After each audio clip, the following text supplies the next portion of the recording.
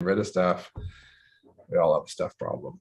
And all we gotta do is kind of look around, right? Our closets, attics, garages, yard, shed, all over the place, there's stuff.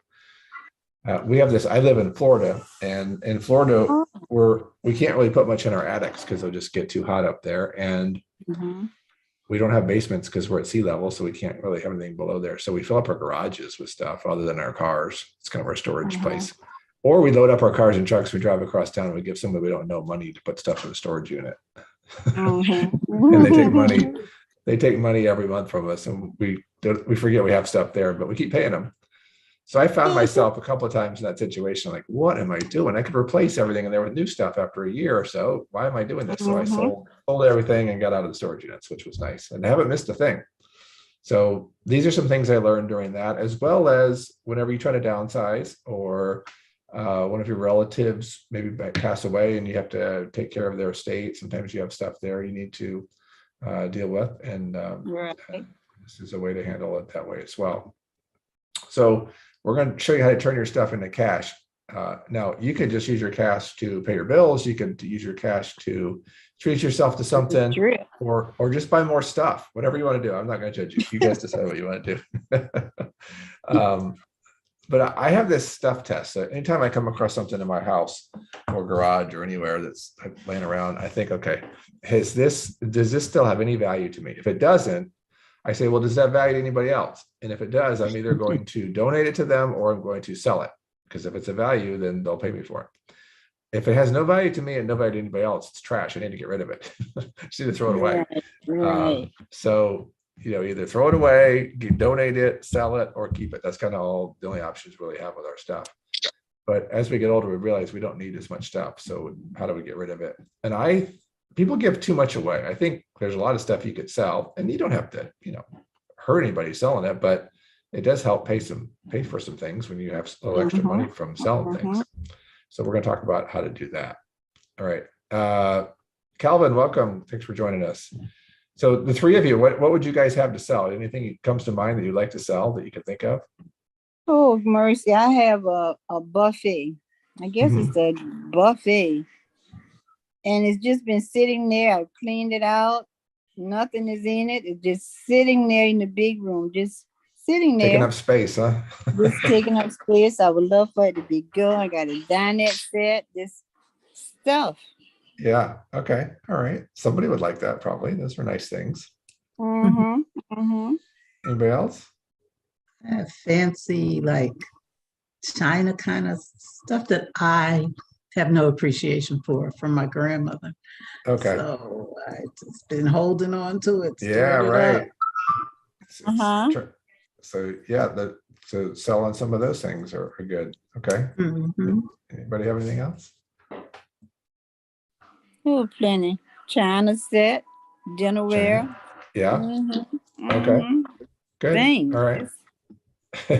Got stuff. I got stuff. Just stuff. Okay. So we'll talk about how to do that. So in the past, I've used garage sales, and garage sales used to be kind of fun, but they've gotten a little more complicated. I know, Gene, you said you were in the country, so you'd have to advertise people to come to your house probably and set it up and do all that. It'd be a little bit of work for you. If people who live in a newer neighborhood, a lot of the new neighborhoods, they say you can only have one community garage sale a year, and everybody's gonna have the same garage sale the same day.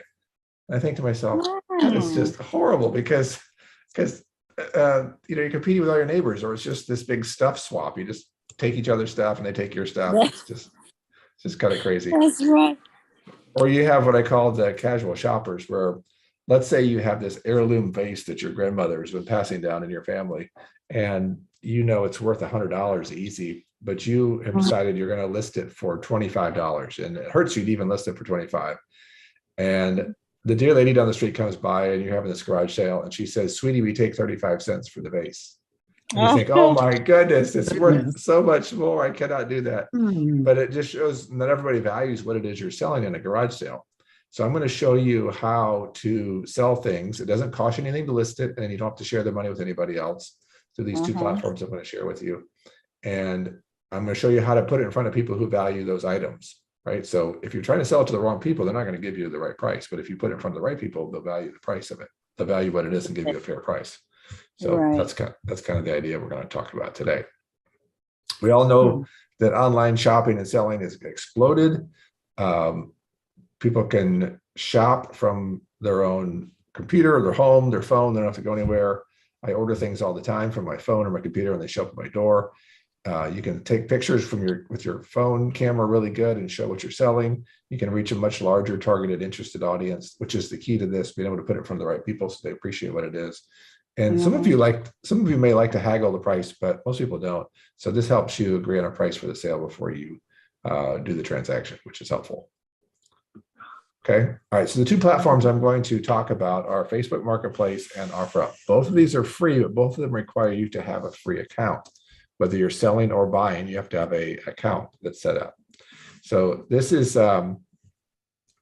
important because it takes away the anonymity of it, which is important. You may have heard of Craigslist, right? You can sell on Craigslist, but you don't know really who you're working with. That's the downside of that. So that's a little bit dangerous. You don't know who's going to show up. So that's why I don't recommend that one. eBay, Etsy, Amazon, those are all marketplaces, and you have to pay to list on there, and then they take some of the proceeds of the money, so it's not as easy. You're not as in control there. These two, you decide if you want to sell it or not. You decide what the price is. You can make it higher or lower, decide to sell it, not sell it, decide who you want to sell it to or not sell it to. You're in full control with these two platforms. If you are familiar with a program called OfferUp, no, not OfferUp, Nextdoor. Nextdoor is another program that you could use if you're familiar with that and your community uses that. It's like a Facebook for your community. All these principles would apply to that, but I don't go into that because nobody knows what Nextdoor is. Right. Okay. Haven't heard about it. Yeah, I'm on it actually. Yeah. So like one of you uses it, one of you doesn't. So that's kind of the reason why I don't go into it. But you could use all these principles in there. Okay. All right. Let me give you some tips. Any questions so far? Nope. Okay. All right. I'm going to tell you how to do it, show you how to do it. We'll do some samples. Okay. All right. So the first thing is you want to take several quality photos of what it is you're going to sell. So think about if you're going to buy something, you want to pick it up and you want to look at the front and the back and the sides and all around it. You want to know all the details of it. So think about that when you take the picture. You can list up to 10 pictures for each item you're selling. So, show the good, the bad, the ugly. If there's anything wrong with it, take a picture of that. The example I give is that I had this pine dining room set that I was selling. It's a nice piece of wood furniture, but many years ago we had this English bulldog. There's a puppy that chewed on the foot of one of the feet. It's cute when it's your dog, but it's not cute when somebody else's dog does it. So I took a picture of that foot to show people, look, this is what it looks like. Because I didn't want somebody to show up thinking it was perfect and say, oh, wait, there's something wrong with the foot of this. I'm not going to pay you as much. So